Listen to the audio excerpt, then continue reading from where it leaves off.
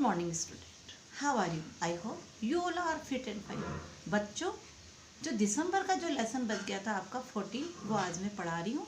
उसके पहले मैंने आपको पंच परमेश्वर लेसन पढ़ा दिया था बच्चों, उसके क्वेश्चन आंसर मैं आपको सेंड कर दूंगी। तो आज हम पढ़ रहे हैं लेसन नंबर 14, क्षमादान। लेसन पढ़ाने से पहले मैं आपको पाठ परिचय पढ़ाऊंगी।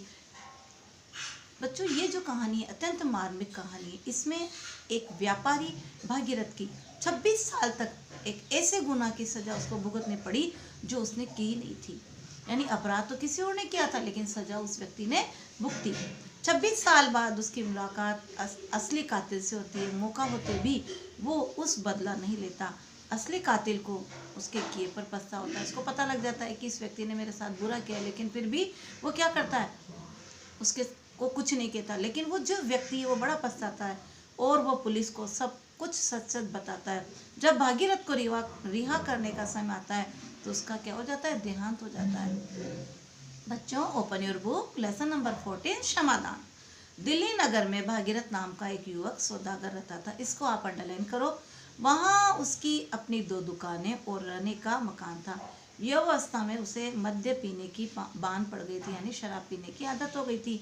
अधिक पी जाने पर वह कभी कभी हल्ला भी मचाया करता था, परंतु विवाह कर लेने पर उसने मद्य पीना छोड़ दिया। जब उसका विवाह हुआ तो उसने शराब पीना छोड़ दिया।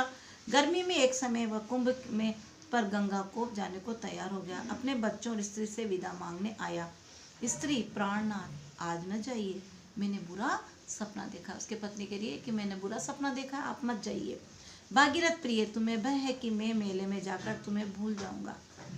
स्त्री, यह तो मैं नहीं जानती कि मैं क्यों डरती हूँ, केवल इतना जानती हूँ कि मैंने बुरा सपना देखा है। मैंने देखा कि, अब आप इसके बाद से अंडरलाइन करो, जब तुम घर लौटे हो तो तुम्हारे बाल श्वेत हो चुके हैं। क्या देखा उसने सपने में, कि जब तुम घर लौटे हो तो तुम्हारे बाल सफ़ेद हो गए हैं।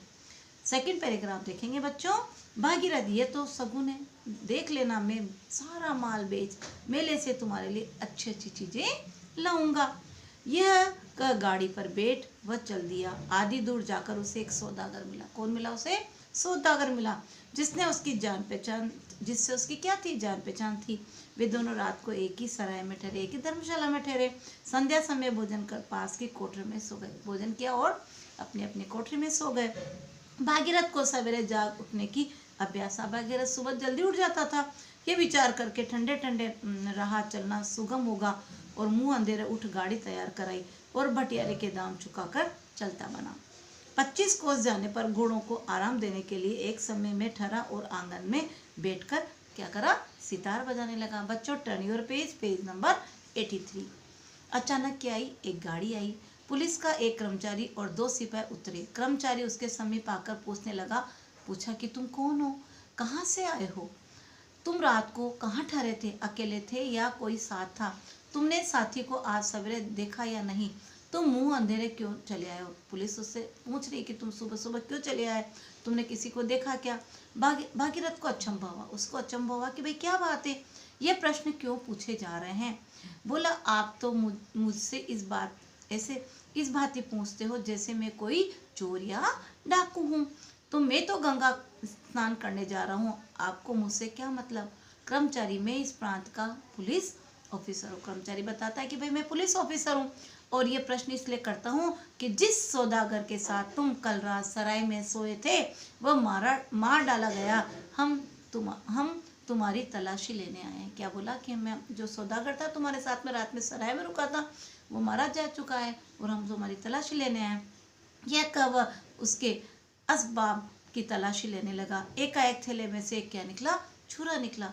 वह भी किससे सना हुआ था, खून से भरा हुआ था। यह देखकर भागीरथ डर गया। कर्मचारी, ये छुरा किसका है, इस पर खून कहाँ से लगा। भागीरथ चुप रहा। उसका कंठ रुक गया और हिचकता हुआ कहने लगा, मेरा नहीं, मैं नहीं जानता। कर्मचारी, आज सवेरे हमने देखा कि वह सौदागर गला कटे चारपाई पर पड़ा है, सिवाय तुम्हारे भीतर कोई नहीं था, क्योंकि वो उसके साथ ही था ना।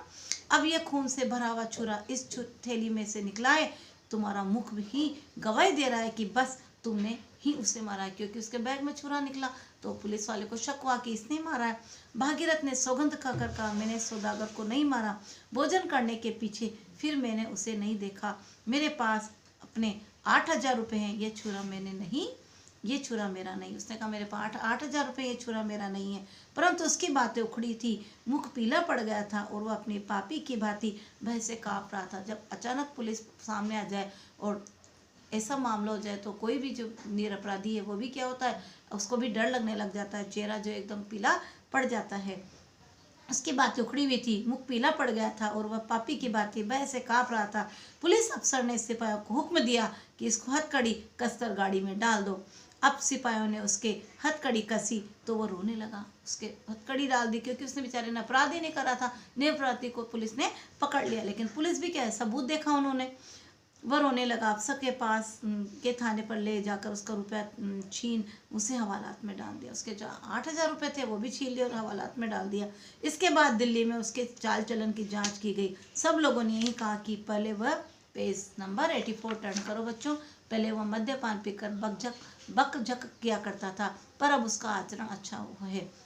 सबने कहा कि भाई पहले तो मद्यपान करता था, लेकिन उसका विवाह के बाद आचरण अच्छा हो गया है। अदालत के तहकीकात के होने पर उसे रामपुर निवासी सौदागर का वध करने पर 20,000 रुपये चुरा लेने का अपराधी ठहराया गया। क्या बोला, एक तो उसने रामपुर उसका हत्या कर दी और 20,000 रुपये चुरा लिए। भागीरथ की स्त्री को इस बात पर विश्वास न था। बच्चों, इसको अंडरलाइन करो। उसके बालक छोटे छोटे थे, अभी तक दूध पीता, एक तो अभी भी दूध पीता था। वह सबको लेकर पति के पास पहुंचे, अपने पति के पास। जेल में आ गई स्त्री तो अब क्या हो सकता है। भागीरथ, हमें महाराज से विनय करनी चाहिए। स्त्री अपने पति से कह रही, अब क्या होगा कि भाई महाराज से विनय करनी चाहिए कि एक अपराधी को जान से न मारे। स्त्री, मैंने महाराज से विनय की, परंतु उन्होंने स्वीकार नहीं की। भागीरथ ने निराश होकर सिर झुका लिया।